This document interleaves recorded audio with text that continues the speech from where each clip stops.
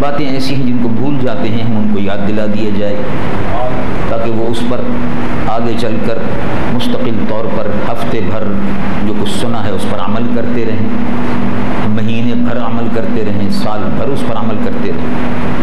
اس لیے کہ بہت سی باتیں ہم بعض اوقات سنتے ہیں اور اس کے بعد بھول جاتے ہیں، یاد بھی نہیں رہتی۔ یہ انسانی خاصہ ہے، اس لیے کہ ہم کو جانا ہوتا ہے، بہت سے کام کرنے ہوتے ہیں، دنیا کے بہت سے کاروبار ہیں، دنیا کے بہت سے کام ہیں، حلال کی روزی کو کمانا ہے، یہ ساری چیزیں ہیں۔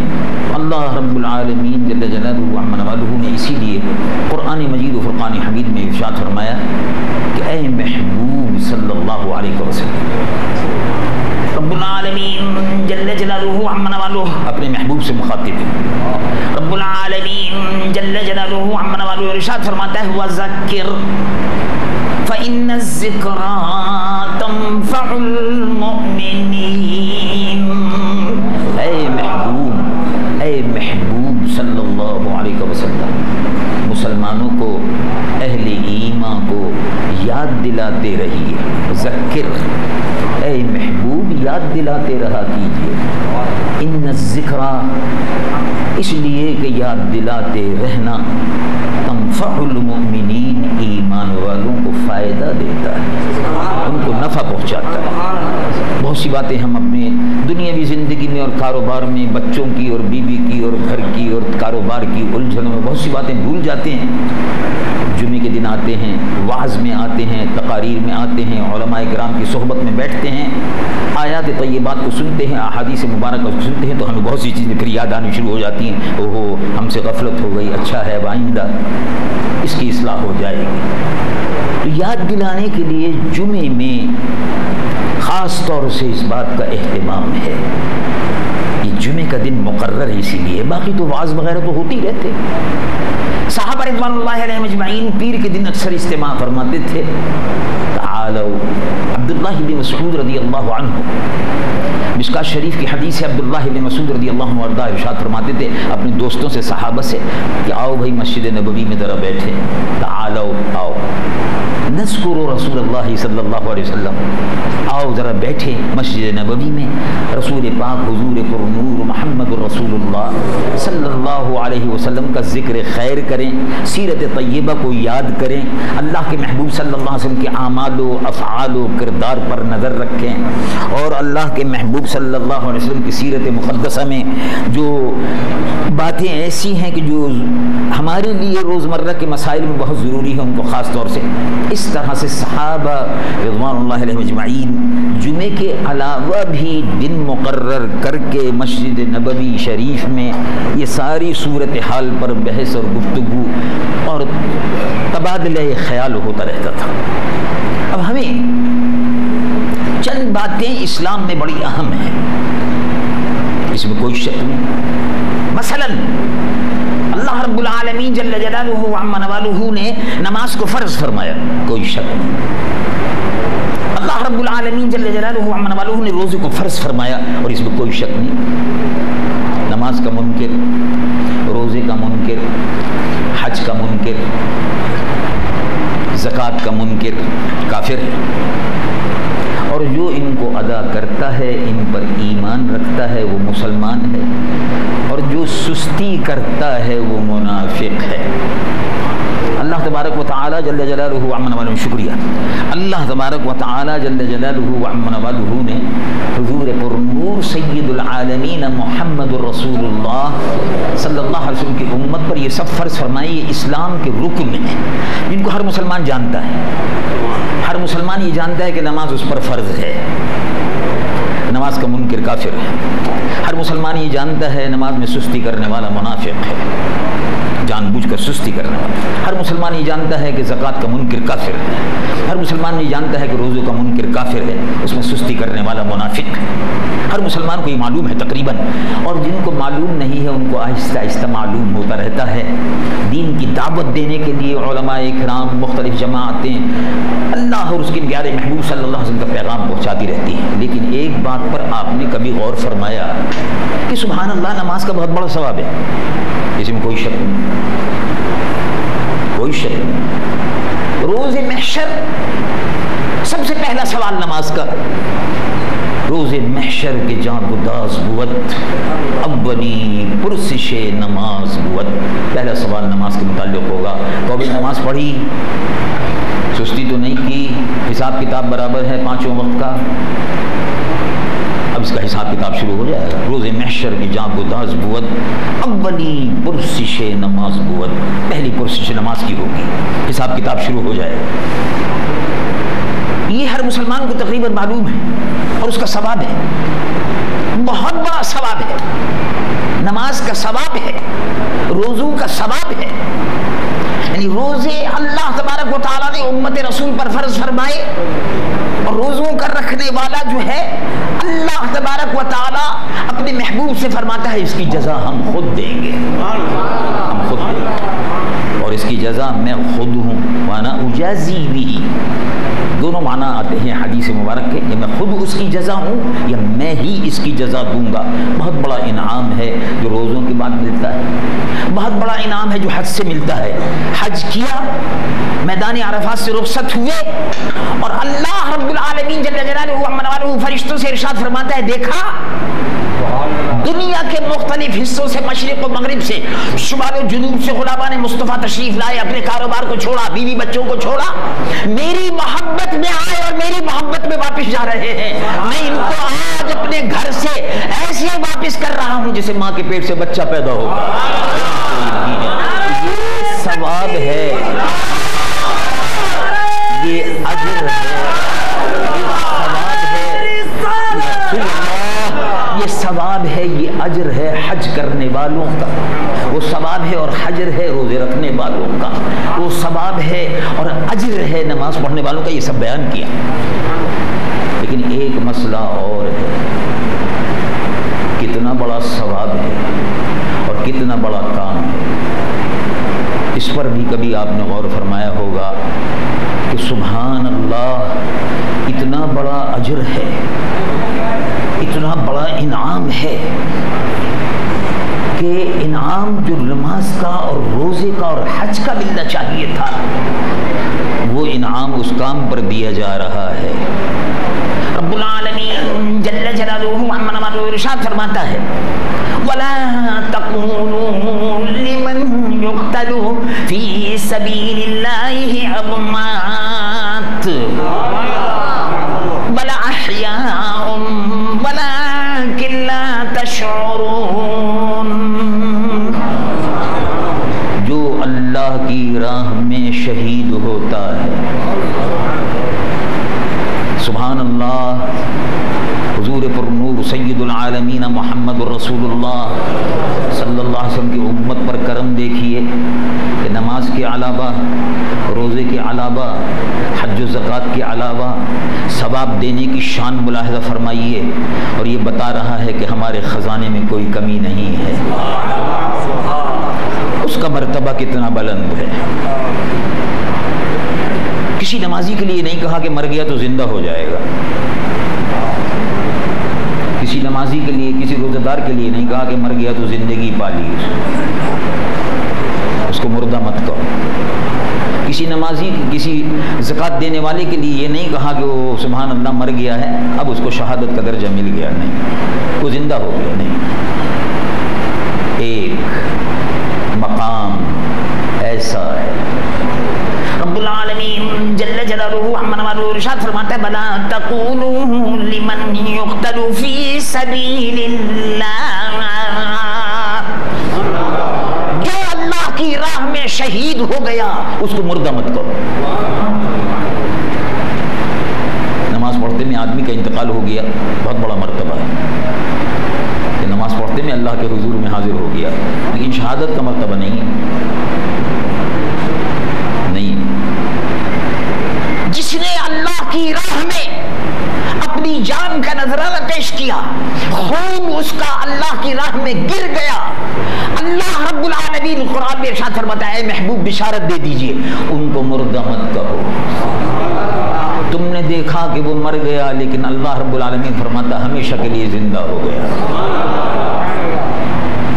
رب العالمین جل جلالہ ارشاد فرماتا ہے بل احیاء ولكن لا تشعرون. وہ زندہ ہیں، تمہیں ان کی زندگی کا احساس نہیں ہے. وہ زندہ ہو گیا. شہید زندہ ہے، شہید کے مرتبے پر فائز ہونے والا زندہ ہے. شہادت کا رتبہ حاصل کرنے والا ہمیشہ کے لیے زندہ ہوتا ہے. اور جب اللہ رب العالمین کے محبوب حضور پرنور سید العالمین محمد رسول اللہ صلی اللہ علیہ وسلم ارشاد فرماتے ہیں، جب وہ اللہ کے حضور میں حاضر ہوتا ہے، رب العالمین ارشاد فرماتا ہے، اچھا تم نے میری راہ میں جان دی، تم نے میری راہ میں اپنی جان کو قربان کیا، تم نے میری رضا حاصل کرنے کے لیے اپنی جان کا نذرانہ میرے لیے پیش کر دیا. اب میں تجھ سے پوچھتا ہوں، بتا بندے تیری رضا کیا ہے؟ اس وہ کہتا ہے جان تو دی ہوئی آپ ہی کی تھی، حق تو یہ ہے کہ ادا نہ ہوا. تو پوچھتے ہیں بتاؤ کیا چاہتے ہو؟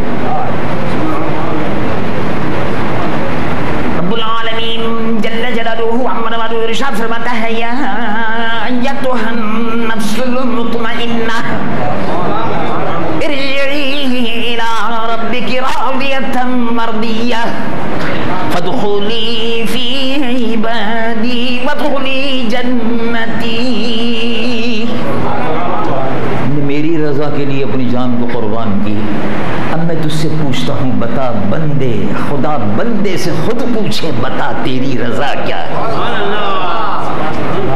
یہ مجاہد، یہ جہاد کرنے والا، یہ اللہ کی راہ میں اپنی جان کا نذرانہ پیش کرنے والا، اللہ کے محبوب صلی اللہ علیہ وسلم حدیث مبارک میں ارشاد فرماتے ہیں کہ رب العالمین فرمائے گا بتاؤ کیا چاہتے ہو؟ کہا حضور میں یہ چاہتا ہوں کہ دوبارہ دنیا میں بھیج دیجئے. دوبارہ؟ اس سے بہتر زندگی کوئی ہے؟ تم تو زندہ ہو، اب دوبارہ دنیا میں کیوں جانا چاہتے ہو؟ کہا حضور بات اصل میں یہ ہے کہ دوبارہ دنیا میں جانا چاہتا ہوں اور دنیا میں جانے کے بعد پھر جہاد کرنا چاہتا ہوں اور پھر آپ کی راہ میں شہید ہونا چاہتا ہوں. 1000 زندگی اگر مل جائیں تو لذت، جو لذت شہادت میں ہے، جو لذت شہادت میں ہے، اللہ کی راہ میں جان کی قربانی دینے میں ہے، وہ لذت کہیں نہیں ہے. پھر بھیج دیجئے. رب العالمین ارشاد فرمائے گا ہم نے تم کو ہمیشہ کے لیے زندگی عطا کر دی. یہ کیا بات تھی؟ امیر المومنین سیدنا عمر رضی اللہ عنہ دعا فرماتے تھے. اب دیکھو کتنے عظیم المرتبہ صحابی سیدنا عمر رضی اللہ عنہ. اللہ اللہ. حضرت عمر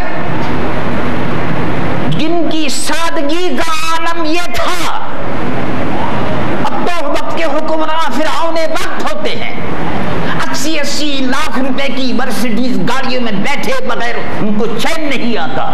اور اب حکومت کہتی ہے تو اللہ کرے کچھ سادگی پر عمل ہو جائے، اللہ کرے عمل ہو جائے، عمل کر لیں.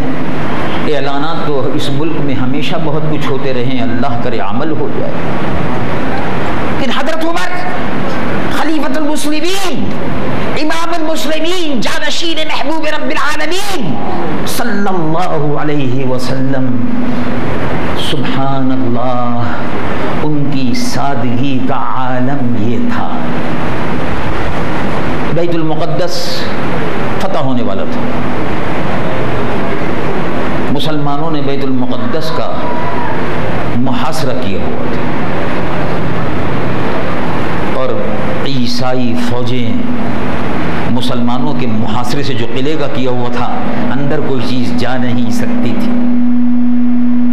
مسلمانوں کے محاصرے سے بڑے پریشان تھے. بالآخر انہوں نے کہا بھئی صلح کر لو، مگر صلح کی کنڈیشن ایک ہے کہ تمہارے جو حاکم ہیں، تمہارے جو صدر ہیں، تمہارے جو امیر ہیں، ان کو آنا چاہیے، وہ دستخط کریں.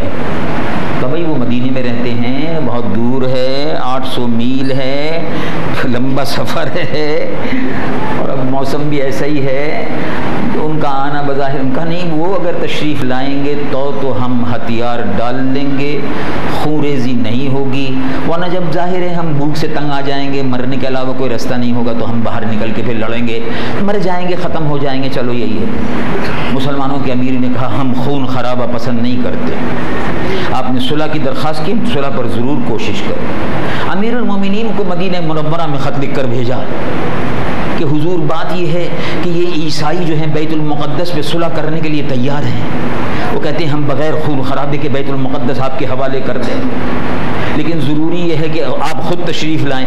کہا میں آ جاؤں گا، میں خون ریزی پسند نہیں کرتا، اسلام ہمیں آگے بڑھ کر خون ریزی کی اجازت نہیں دیتا، ہر طرح سے کوشش کرنی چاہیے امن قائم رہے، خون نہیں بہے اور قتل عام نہ ہو۔ دیکھو مسلمان اس زمانے میں عیسائیوں کا بھی قتل جو ہے اس کے بھی روادار نہیں تھے، اور آج عالم یہ ہو گیا کہ مسلمان کو قتل کر رہا ہے۔ یہ وہ مسلمان ہیں جن کو دیکھ کے شرمائیں یہود، یہ وہ مسلمان ہیں جو مسلمان کے خون کے پیاسے ہیں، ایک دوسرے کو مار رہے ہیں، بند گوریوں میں ناشیں مل رہی ہیں، اعضاء کٹے ہوئے ہیں، بے رحمی سے انسانوں کو مار رہے ہیں۔ یہ ظالم اور سفاک دہشت گرد وطن دشمن ہی نہیں، اسلام دشمن ہے۔ جب دنیا یہ پڑھتی ہے اخبارات میں کہ اس طرح سے مسلمان اپنے مخالفین کو مارتے ہیں، مسلمانوں کو مارتے ہیں، تو وہ سمجھتے ہیں کہ یہ بڑے بے رحم لوگ ہیں، بڑے ظالم لوگ ہیں، بڑے صفاک لوگ ہیں، mercilessly they are killing each others، بڑی بے رحمی کے ساتھ ایک دوسرے کو مار رہے ہیں۔ مسلمانوں کا اور اسلام کا تصور یورپ میں بڑا غلط بنتا ہے کہ دیکھو کراچی میں، حیدرآباد میں یہ ہو رہا ہے، مخالفین اس طرح سے مارتے ہیں۔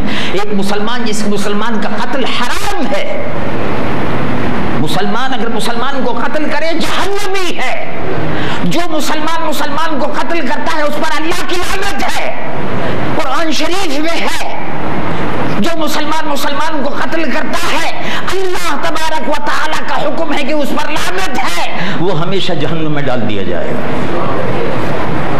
ومن یقتل مؤمنا متعمدا فجزاؤہ جہنم، قرآن کا ارشاد ہے۔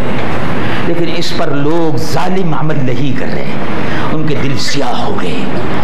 صدر اول کے مسلمانوں کو دیکھو، وہ یہودیوں اور عیسائیوں کا بھی خون بہانا پسند نہیں کرتے، ان کا ٹھیک ہے میں مدینہ منورہ شریف سے آ کر یہ تکلیف برداشت کر لوں گا، لیکن اب میں مقابلہ نہیں کرنا چاہتا۔ اگرچہ ہم سارا ملک فتح کر چکے ہیں، صرف بیت المقدس شہر رہ گیا ہے، اس کے فتح کرنے میں کوئی مشکل نہیں ہے، ہم نے چاروں طرف سے محاصرہ کر دیا ہے، ہمیں معلوم ہے کہ عیسائی اور یہودی آبادی 1 مہینے کے بعد غزہ ان کی ختم ہو جائے گی، خود بخود ہتھیار ڈال دیں گے، لیکن ہم نہیں چاہتے کہ ہتھیار ڈالنے سے پہلے ہم سے لڑیں، خون خرابہ ہو اور ہم خون خرابے کے ذریعے سے قبضہ کریں، ہم اس کو پسند نہیں۔ مسلمان عیسائیوں کا بھی خون بہانا پسند نہیں کرتا، مسلمان یہودیوں کا خون بہانا بھی پسند نہیں کرتا۔ قرآن ہم سے کہتا ہے کہ ہندو، یہودی اور عیسائی بھی، اگر ایک عیسائی کو بے گناہ مار دیا، ایک یہودی کو بے گناہ مار دیا، ایک عیسائی کو چلتے پھرتے سڑک پہ مار دیا کہ بھئی کافر ہے، مار دو، ثواب ملے گا؟ نہیں، ثواب نہیں ملے گا۔ کتنا بڑا عذاب ہے۔ رب العالمین جل جلالہ عمن والو ارشاد فرماتا ہے ومن یقتل مؤمنا، رب العالمین جل جلالہ عمن والو ارشاد فرماتا ہے من اجل ذلک كتبنا على بني اسرائیل انه من قتل نفسا بغیر نفس او فساد فی الارض فکانما قتل الناس جميعا، اگر کسی آدمی نے کسی کافر کو، کسی انسان کو اگر بے گناہ مار دیا گویا اس نے ساری انسانیت کو مار دیا، اگر ایک کو زندہ رکھا ساری انسانیت کو زندہ کر دیا۔ ایک انسان کا قتل، کافر کا قتل بھی اللہ کو گوارا نہیں ہے، تو مسلمان کا اور اپنے محبوب کی امتی کا قتل کیسے گوارا ہو سکتا ہے؟ امیر المومنین فاروق اعظم رضی اللہ عنہ وارضاہ نے ارشاد فرمایا یہ قوم مجرم ہے، مسلمانوں کو مسلمان قتل کرنے والے یہ اسلام کے مجرم ہیں، یہ رسول اللہ کی امت کے مجرم ہیں۔ قیامت کے دن رسول اللہ ان سے حساب لیں گے کہ تم نے میری امت کے لوگوں کو کیوں قتل کیا۔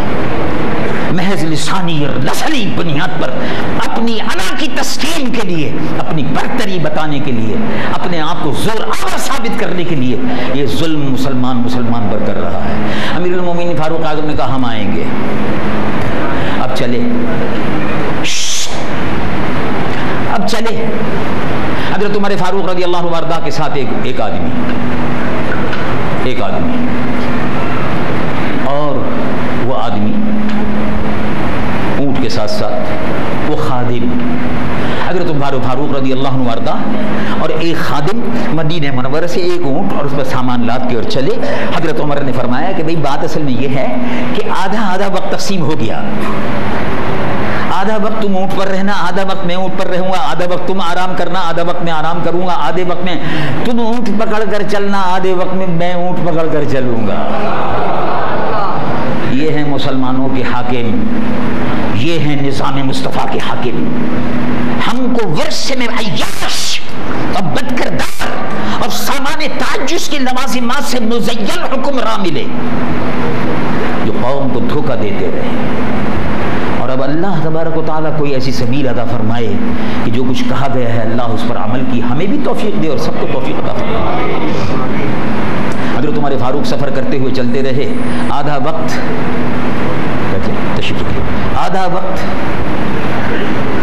ملازم خادم حکومت کا جو ملازم ساتھ، آدھا وقت حضرت عمر، کبھی خادم نکیل پکڑے ہوئے جا رہا ہے اور کبھی خلیفۃ المسلمین جانشین رسول نکیل پکڑے ہوئے جا رہا ہے۔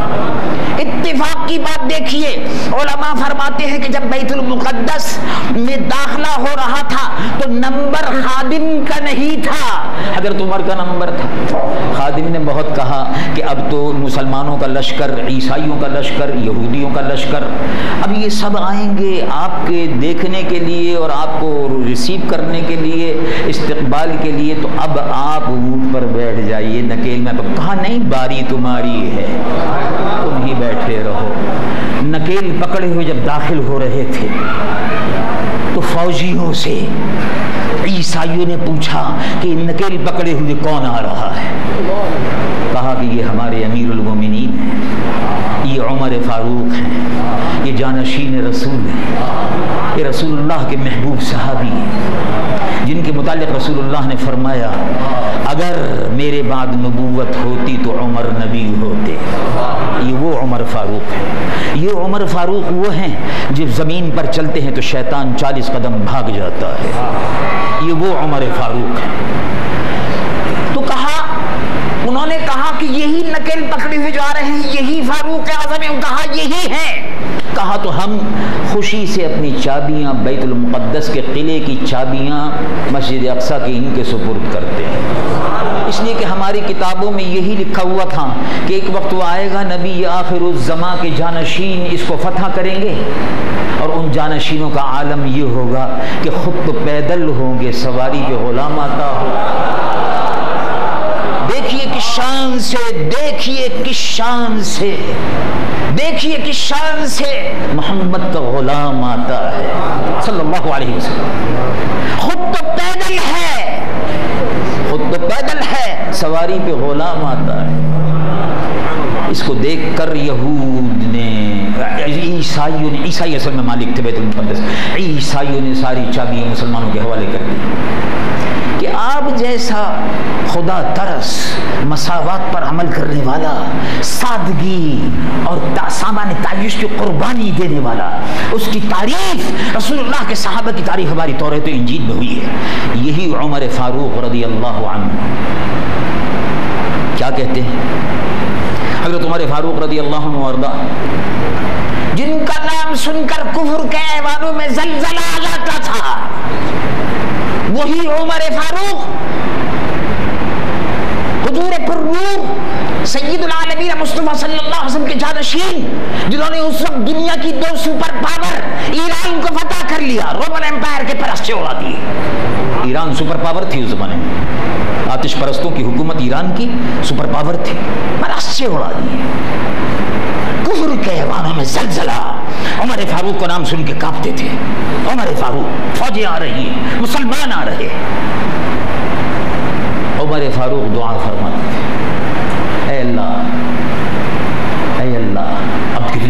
بکر صحابی، جنتی صحابی، جن کے لیے حضور نے فرما دیا ہو کہ اگر نبوت میرے بعد ہوتی تو عمر نبی ہوتے۔ ایسے عمر فاروق کیا فرما رہے ہیں، اے اللہ، جنتی تھے۔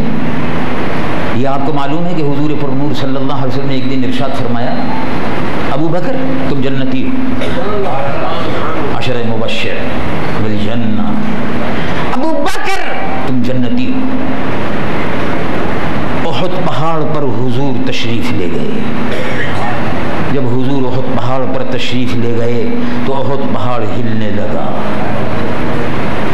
معلوم جیسے زلزلہ آ گیا۔ حضور نے ارشاد فرمایا ٹھہر جاؤ، ابو بکر جنتی تم پر کھڑے ہوئے ہیں۔ تو خود حضور تشریف فرمایا ٹھہر جاؤ، عمر جنتی تم پر کھڑے ہوئے ہیں۔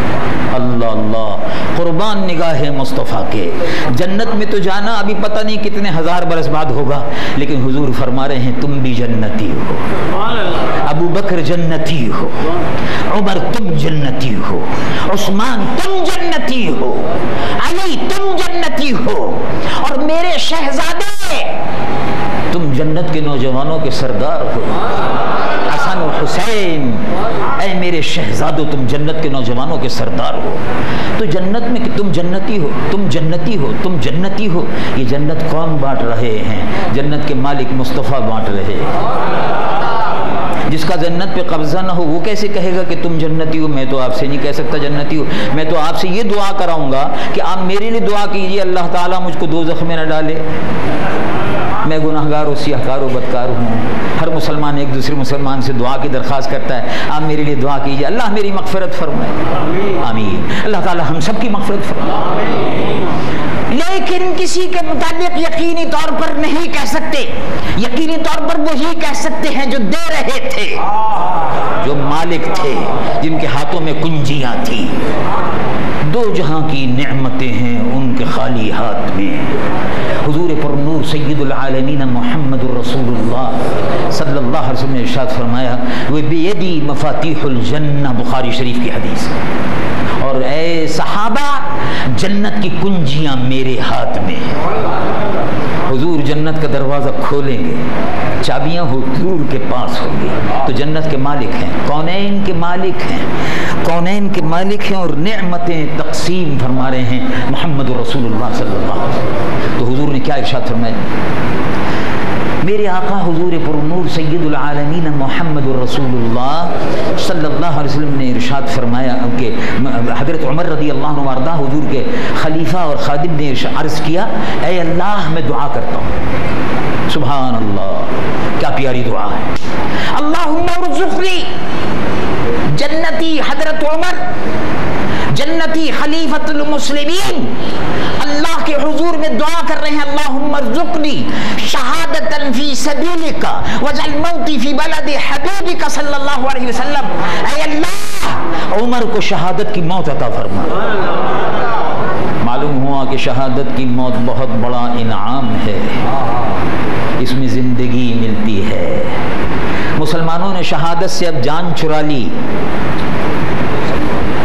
بڑے زبردست فاتحہ کرتے ہیں، بڑے زبردست طریقے سے حلوہ کھا لیتے ہیں، بڑے زبردست طریقے سے ختم خواجگان اور ختم غوثیہ پڑھتے ہیں، ان کو جہاد کی، شہادت کی موت کی کوئی تمنا اور آرزو نہیں ہے، بس آرزو اگر ہے انہیں تو اس بات کی ہے کہ ان کو حلوہ ملتا رہے اور وہ بیٹھے ہوئے اپنے حجروں میں یہ کہتے رہیں کہ ہمارا سیاست سے کوئی تعلق نہیں۔ اب تو ایک ٹرینڈ چل گئی ہے، اب تو ایک فیشن بن گیا ہے، بعض نام نہاد مولوی، نام نہاد پیر، خود ساختہ پیر، جو یہاں پاکستان آنے کے بعد پیر بن گئے، جن کو معلوم نہیں کہ آداب فرزندی اور آداب پیری مریدی کیا ہے، وہ آنے کے بعد کہتے ہیں کہ ہمارا تو سیاست سے کوئی تعلق ہی نہیں ہے۔ ماشاءاللہ پیر صاحب، آپ اتنے بڑے پیر ہیں، آپ کا سیاست سے کوئی تعلق نہیں؟ تو بڑے پیروں کے پیر امام حسین تو کہتے تھے میرا سیاست سے تعلق ہے،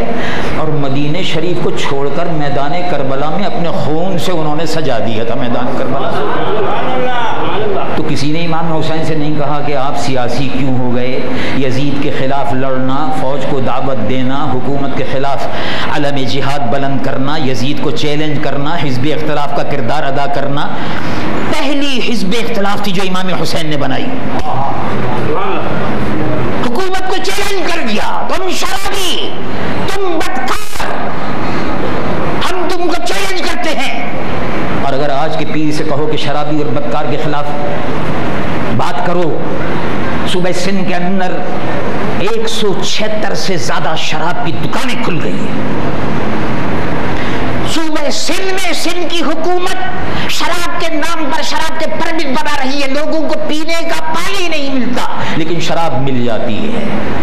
یہ حکومت کا مجرمانہ کردار۔ جب کسی پیر صاحب سے کہو اور عالم دین سے کہو جو خود فروش ہیں تو وہ کہتے ہیں یہ تو سیاسی مسئلہ ہے۔ اگر سیاسی مسئلہ ہے تو قرآن شریف نے حرام کیوں کہا ہے؟ اور قرآن شریف نے خیر امت کیوں کہا ہے آپ کو؟ قرآن شریف نے آپ کو حکم دیا ہے کہ نیکیوں کو پھیلاؤ اور بدیوں کو مٹاؤ، یہ تو قرآن کا حکم ہے۔ تو برائی کہیں سے بھی ہو رہی ہو، حکومت کی طرف سے ہو رہی ہو، بتاؤ کہ برائی ہے۔ برائی اگر ٹیلی ویژن سے ہو رہی ہے، اور ہو رہی ہے، ٹیلی ویژن پر رنڈیاں ناچ رہی ہیں، ٹیلی ویژن پر کنجریاں آ رہی ہیں، ٹیلی ویژن پر وہ پروگرام ہو رہا ہے جس سے اللہ اور اس کے رسول کی لعنت برس رہی ہے، ٹیلی ویژن کنجریوں کا اڈا ہے، ٹیلی ویژن پر ناچ اور گانے کی ٹریننگ دی جا رہی ہے، ٹیلی ویژن پر قوم کی بہو بیٹیوں کو ہندوؤں کی ثقافت اور ثقافت کے نام پر کثافت پھیلائی جا رہی ہے۔ یہ ٹیلی ویژن مسلمانوں کا ٹیلی ویژن نہیں لگتا، یہ ٹیلی ویژن یہودیوں اور عیسائیوں کا اور ہندوؤں کا ٹیلی ویژن لگتا ہے، جس میں مسلمانوں کی لڑکیاں ناچ رہی ہیں۔ مسلمان لڑکی ناچتی نہیں ہے، مسلمان لڑکی ٹھمکے نہیں لگاتی، مسلمان لڑکی بے حیائی بے پردگی کے ساتھ غیروں کی خواہشات پورا کرنے کے لیے ٹیلی ویژن پر نہیں آتی۔ یہ مسلمان لڑکی کے شایع نشان نہیں ہے، مسلمان لڑکی نہیں ہے، یہ کوئی اور لڑکیاں ادھر ادھر سے بھرتی کر لی ہوں گی، کہیں سے لائے ہوں گے، شاید ہندوستان سے ایجنٹ آ گئی ہوں گی اور بڑے اچھے طریقے سے وہ کام کر رہی ہوں گی کم سے کم تنخواہ پر، اور ٹیلی ویژن اسٹیشن پر جو لوگ بیٹھے ہوئے ہیں اسلامی تہذیب و ثقافت کے دشمن، وہ ان کے عزائم کو پورا کر رہے ہیں۔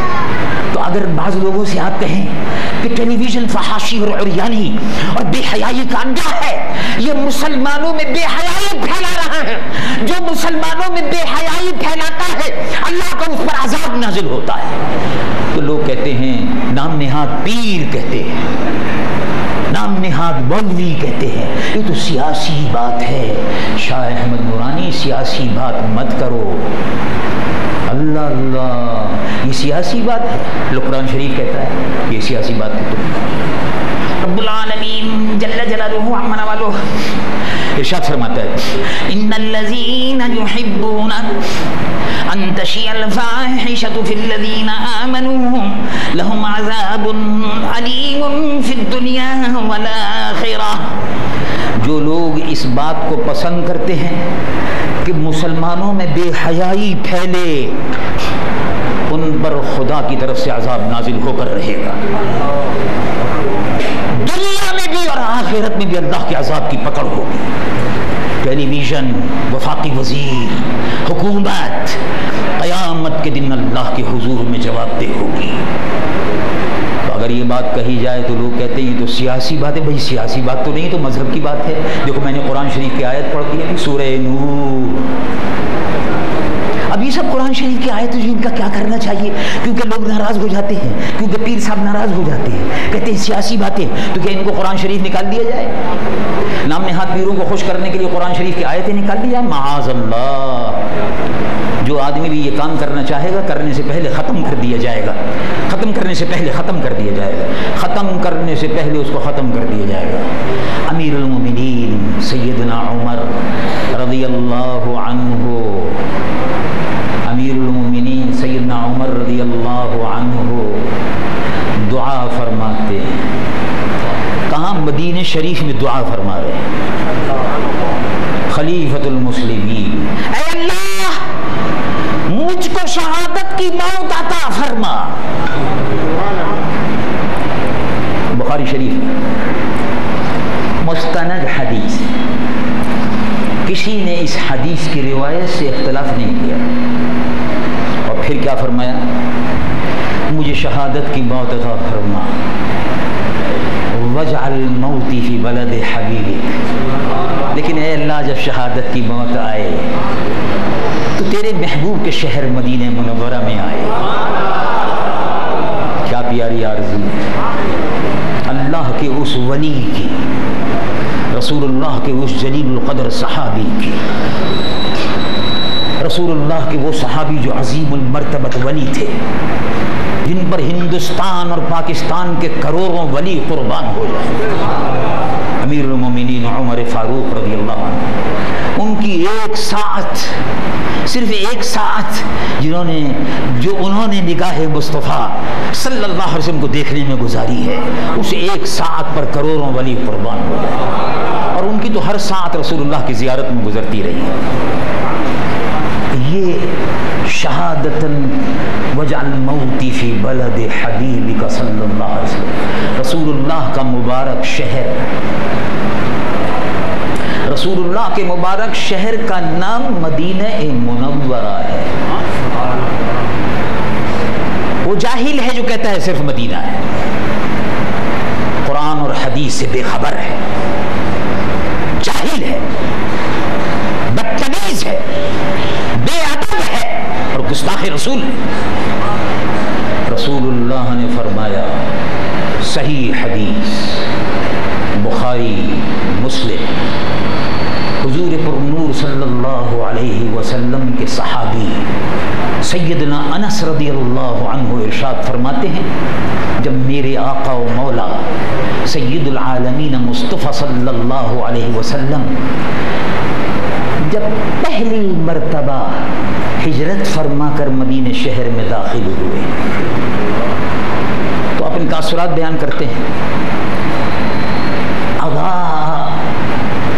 سیدنا انس بن مالک سے یہ حدیث ہے، بخاری اور مسلم میں موجود ہے، میں دلیل کے ساتھ بات کرتا ہوں، دلیل کے ساتھ، تاکہ کسی کو یہ کہنے کا موقع نہ ہو اپنی جہالت کے سبب کہ شاہ احمد نورانی نے فلاں چیز بیان کر دی، حوالہ نہیں دیا، اور حوالہ دیکھنے کے لیے الحمدللہ میں ابھی زندہ ہوں، اور جب تک زندہ رہوں گا حوالے دیتا رہوں گا، دکھاتا رہوں گا، لوگ آئیں اور مجھ سے پوچھتے رہیں، میرے مکان پر پہرے دار نہیں بیٹھے رہتے، پھٹکارنے والے نہیں بیٹھے رہتے، نہیں بیٹھے رہتے، سر عام ہر ایک سے ملتا ہوں، مجھے الحمدللہ موت کا کوئی خوف نہیں ہے، مجھے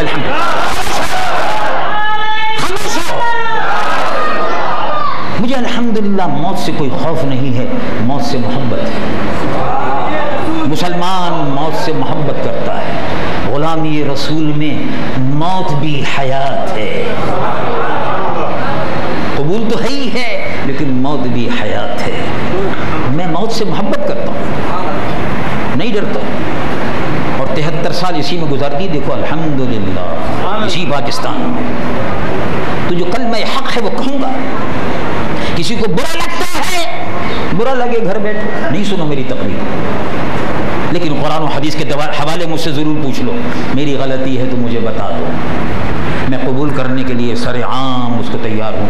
میرے آقا سید العالمین مصطفیٰ جب تشریف لائے مدینہ منورہ میں داخل ہوئے تو سیدنا انس بخاری شریف مسلم شریف کی حدیث بیان فرماتے، اضاء فی المدینہ کل شیء، جب رسول اللہ اپنی ناقہ قصوہ پر سوار ہو کر، اونٹنی مبارک پر سوار ہو کر شہر مدینہ میں داخل ہو رہے تھے، تو اس کی منظر کشی کرتے ہیں، حضور پہلی مرتبہ ہجرت کر کے تشریف، اب صحابہ لپٹ گئے اونٹنی سے، کوئی اونٹنی کی نکیل پکڑ کے اپنی طرف کھینچ رہا ہے، میرے آقا میرے گھر تشریف بھیجے، میرے مولا میرے گھر کو عزت بخشے، یا رسول اللہ یا رحمت للعالمین، حضور مجھے نظر انداز نہ فرمائیے، میں آپ کا خادم ہوں۔ صحابہ کہہ رہے تھے روح فدا کا یا رسول اللہ، حضور میرے ماں باپ پر آپ پر قربان، حضور میرے صحابہ کا طریقہ گفتگو یہ تھا، آج تو بے ادب کہتا ہے محمد رسول اللہ نے یہ کہا تو صحابہ کہتے تھے میرے آقا مصطفیٰ نے یہ فرمایا اور میری روح اور میرے ماں باپ پر قربان، روحی فدا کا یا رسول اللہ. جب حضور کسی صحابی کو آواز دیتے تھے فلاں صحابی ادھر آؤ, تو وہ کہتے تھے لبیک و سعدیک روحی فدا کا یا رسول اللہ. حضور میں حاضر ہوں, میرے ماں باپ اب پر قربان ہو, کیا حکم ہے. یہ طریقہ گفتگو تھا, یہ ادب رسول ہے. اب 14ویں صدی ہے, بے ادبوں کا زمانہ ہے, قرب قیامت ہے.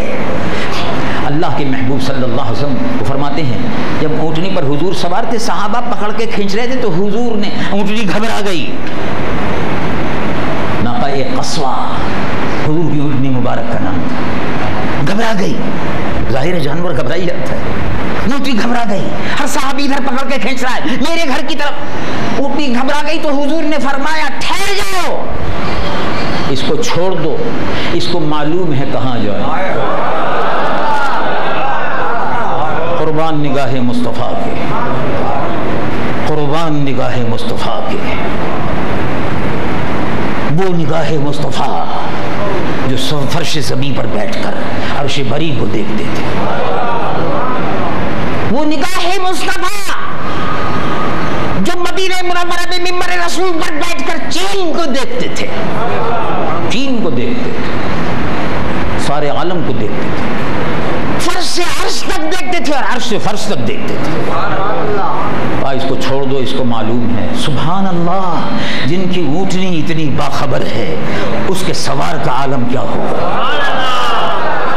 حضور شریف محمد صلی اللہم صلی علی حبیبک سیدنا مولانا محمد وعلی آلہ وصحبہ وسلم صلاۃ و سلام علیک یا سیدی یا رسول اللہ.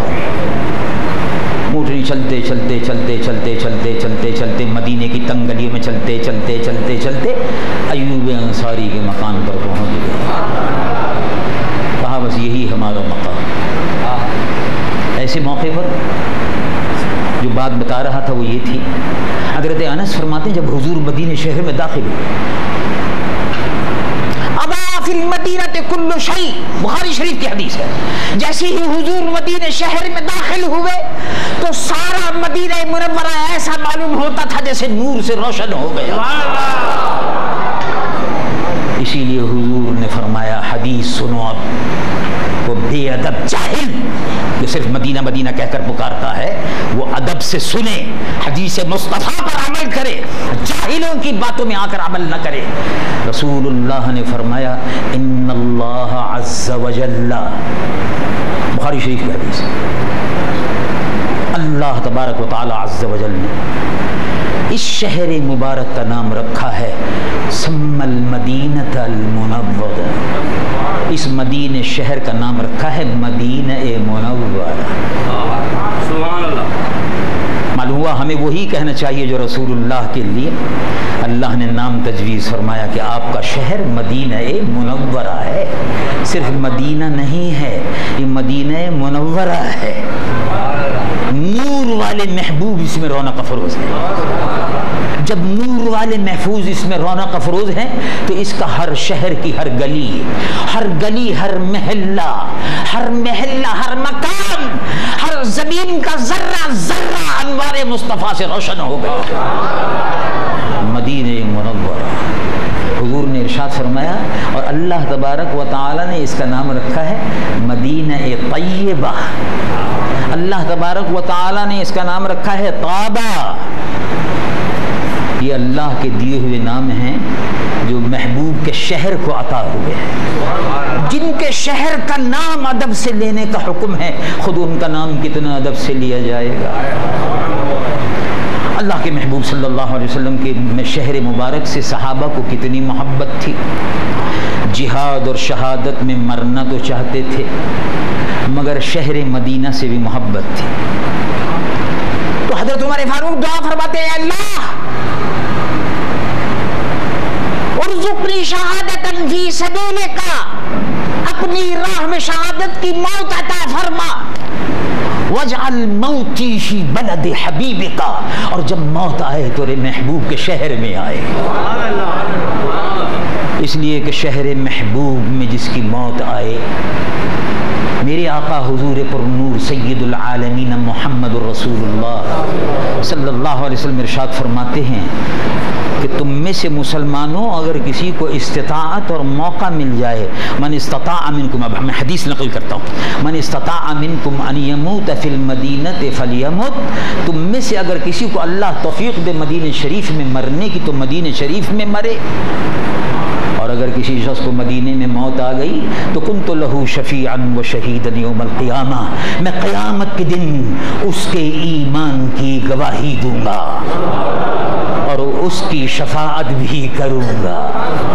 قربان یا رسول اللہ، جس کے ایمان کی آپ گواہی دیں اس سے بڑھ کر گواہی کون سی ہو؟ تو اللہ کے محبوب حضور پر نور سید العالمین محمد الرسول اللہ کے صحابہ بھی شہادت کی موت کی تمنا کرتے تھے۔ اب مسلمانوں نے اپنی زندگی کا وتیرہ بنا لیا ہے مال و موال کو جمع کرنا، ہائے پیسہ، ہائے کوٹھی، ہائے بنگلہ، 1 کروڑ کا، 2 کروڑ کا، اور جب موت آتی ہے تو مرتے مرتے بڑی حسرت سے کہتا ہے یہ سب چھوڑ کر جا رہا ہوں۔ مکان بناؤ، آرام سے رہو، لیکن اسراف بے جا مت کرو، قیامت کے دن جواب دینا ہوگا۔ یہ 1.5 کروڑ کی کوٹھیاں، یہ 50 اور 50 کروڑ سامان تعیش پہ لوگ خرچ کرتے ہیں، مرسیڈیز کار ہے، لینڈ کروزر ہے، 40 لاکھ روپے کی گاڑیاں ہیں، یہ عیاشی ہے۔ یہ اللہ کے محبوب صلی اللہ علیہ وسلم پر جو قرآن نازل ہوا اس کے خلاف ورزی ہے، اس کا جواب دینا ہوگا۔ حضور پر نور صلی اللہ علیہ وسلم نے ارشاد فرمایا من سعادت المرء